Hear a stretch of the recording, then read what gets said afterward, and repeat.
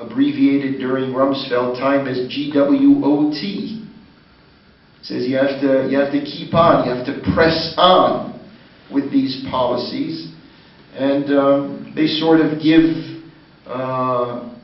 they meaning Bernard Lewis and Henry Kissinger, give Dick Cheney and President George Bush the type of moral boosting that they may need to go into the international warfare against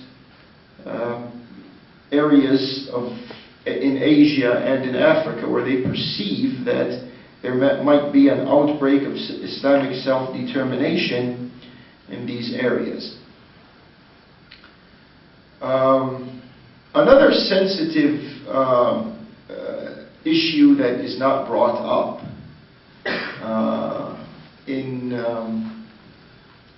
in public settings, some individuals may be whispering this behind the scenes, but not much is discussed in public forums pertaining to the individuals now in the American government and in the decision-making process here in the United States, who are thrilled and very satisfied to see that there is an attempt at creating a public opinion that is averse to Muslims and to Islam. This crowd of people is called the neoconservatives. I'm sure you've heard the word before. You're much ahead of the President of the United States, who it is reported was in Kennebunkport in Maine on a break with his father, Bush, President number 41.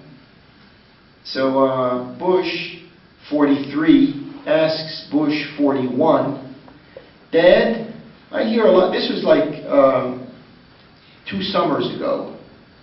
He says, "Dad, I hear a lot of people speaking about these neoconservatives. I've heard the word a lot. Could you just explain to me who these neoconservatives are?" And the father says to the son, "Do you want names or do you want the concept?" He says, "No, just give me the concept. When they say neoconservatives, everyone is saying this. What do they mean by it? What's the idea?" So the father says to the son, the 41st President of the United States answers the 43rd President of the United States, says, "Son, in one word, it means Israel."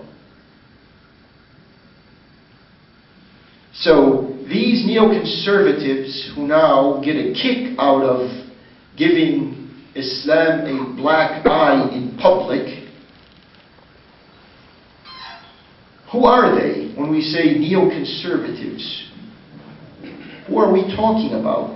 Well, I don't have an exhaustive list of who they are, but some of the names that have been flashed in the media for so long are such individuals as Douglas Feith, who used to be in the Pentagon, Paul Wolfowitz, who also used to be in the Pentagon. Feith also was close to Cheney's office. There is in the circle of President Bush, there are individuals who speak to him on occasion, such as Podahertz, Elliot Abrams, who's supposed to be the point man on American foreign policy towards the Middle East, who's also a relative of Podahertz. Just to name a few, and then of course we have Michael Chertoff, who is the head of Homeland Security. And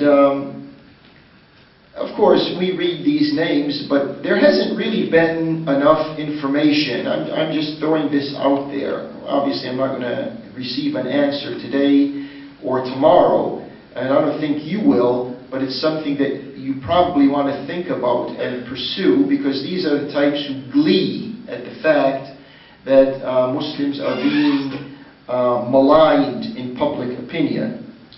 But the question is, these Americans who are in charge of sensitive policies towards Muslim territories in the world, Muslim areas of the world, Muslim countries of the world, of course they're American citizens, but my question to you, and this is the one that needs a little effort, are they also Israeli citizens?